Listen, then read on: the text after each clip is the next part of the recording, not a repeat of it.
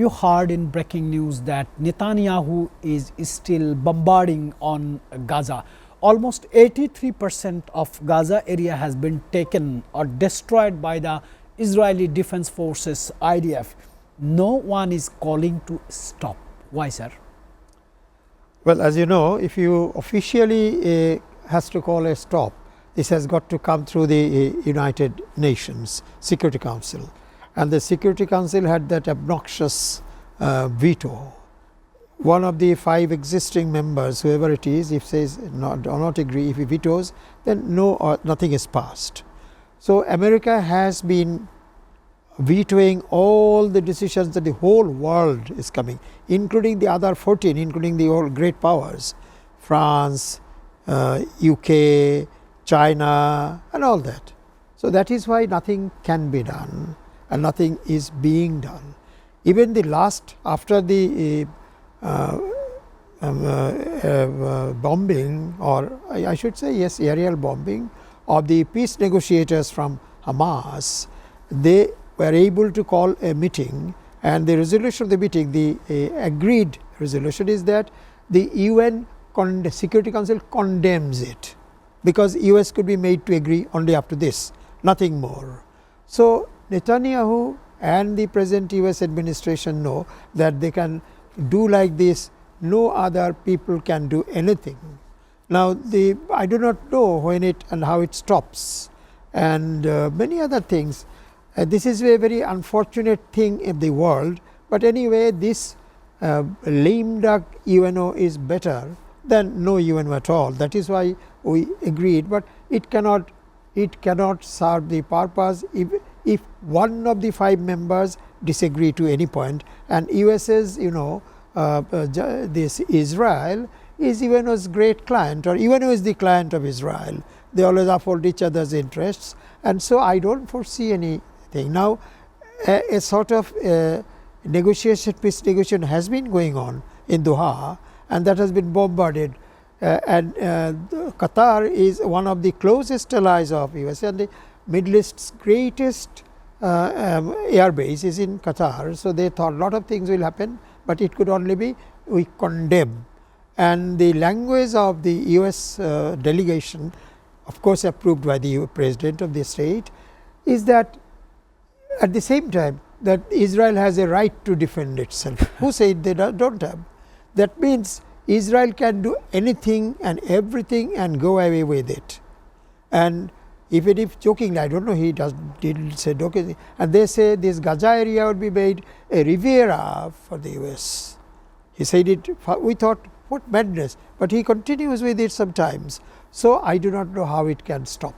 Ali Ahmed, you have good interest on the news popping up in the international media, what's going on there. Sir, recent record shows that Israel operates Friday night, Saturday night, Sunday night. Why? What is the reason, sir? Well, I have a belief that this is just coincidental, but it may also be that these countries are Muslim countries, and Friday is their holiday, their weekly, their Jummah day. So he might be thinking that this may have something to do, like their Sabbath and all those things. This may be there, but nothing has been learned from any source. It may be just coincidental for them, I believe. But then a bomb burns and destroys as much as it is, if it falls on Saturday, Friday, or even on Monday. It doesn't make any difference. So he has been doing it at will. And you have seen on television screens, of course, that the high-rise buildings are being demolished one after another. And the American Secretary of State, till last night I saw that he went to Jerusalem, yes, sir, to talk to them, purportedly nothing was made, but to ask how much, as the newscasters there were saying, these journalists, that he has come to learn from Netanyahu. What is the worry? How far does he want to go, and where is he going to stop? I think it is the speculation of the journalists, but nobody has told us. Maybe, I don't know, he might have said that kill them, but kill them slowly, so that the blood does not spurt out, it only flows down. I don't see any other difference. But his this present set of advisors, they are the secretaries of state or whatever, I don't blame them, they are holding very big posts, but I say them just as the orderlies of the secretary of the president of the United States. And when the United States president sits there, they all stand by their side.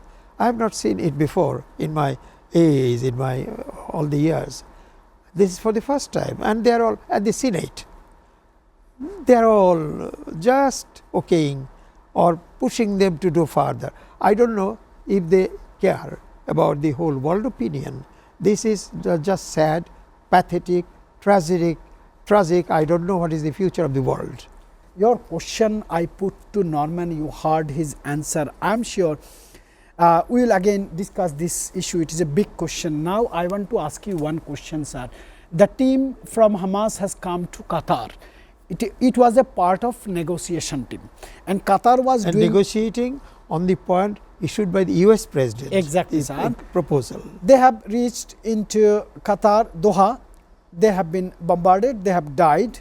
Now, my question would be, the implications of Qatar's role as mediator in Middle East will be in challenge, or Qatar will be discouraged to move on. What do you think, sir? Oh, this is quite interesting. In fact, first of all, those peacekeepers, as claimed by the Hamas and others, have not been killed. People have been killed, all right, 6 or 7, but they have been spared. None of those names have called. Those they are there. And then, you know, the Security Council special session was called and all these. But then Qatar, in my opinion, has done a good thing. Easy thing could be Qatar would refuse to do these things, peacekeeping missions and trying to do these things for.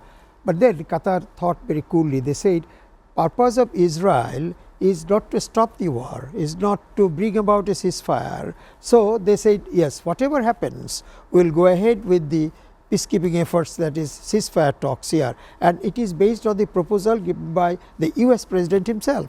So they have decided and declared last night that they will go on with this, but I don't know where they will sit. It is not that the Israelis have been, or the Israeli Prime Minister especially, has been asked to stop bombing like this. Nobody has done that. Only there has been a mission and condemned it. So they will sit again. Naturally, the Palestinians will feel very bad. Where will they sit? In the office of the Amir, with the Amir around, so that they do not bomb him? Otherwise, they would feel very discouraged. So let us see in a day or two, we will understand where and how they begin it. But Qatar has said they will continue with this because they want peace to be established, re-established in Gaza. So that is a good decision. I welcome this. I don't know where it goes finally, because even if they come with a formula, and maybe that the instruction from behind the scene may be that you will never agree to any term. So it breaks up without any resolution. Maybe right, sir. That is possible. Right, sir. Can I do a supplement question on this? How this affects regional stability and Gulf security dynamics? One can write an essay, if not a book, on these issues. It is true that the Arab blood flows in all those people around this country. They are a little disturbed with this bombing and violation of the security and sovereignty, all that, all right. But then a British ex-pilot, he was a very senior Air Force officer, he explained on television, I think in Al Jazeera or maybe in BBC, said he showed that we know where Qatar is and where Israel is. Israel had to overfly USA, Saudi overfly Saudi Arabia, and that particular experienced Air Forceman said that there had to be a midway refueling. So on the face of Saudi Arabia, on the body of Saudi Arabia, there had to be refueling once while coming 1300 kilometers distance, and again while going. And they all knew we had lot of planes and helicopters are flying. And very interestingly, do you know, the airways, American Airways first informed America first, and then the American government, as they say, the American president asked his special envoy, that his golf buddy, he is not a political person who goes around this place, to inform Doha, Qatar, that they are coming. And do you know, the President of the US said, oh, he was late in announcing.